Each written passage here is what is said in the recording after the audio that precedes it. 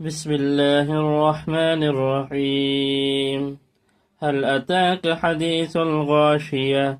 وجوه يومئذ خاشعة عاملة ناصبة تصلى نارا حامية تسقى من عين آنية ليس لهم طعام إلا من ضريع لا يسمن ولا يغني من جوع وجوه يومئذ ناعمة لسعيها راضية في جنة عالية لا تسمع فيها لاغية فيها عين جارية فيها سرر مرفوعة وأكواب موزوعة ونمارق مسفوفة وزرابي مبثوثة أفلا ينظرون إلى الإبل كيف خلقت وإلى السماء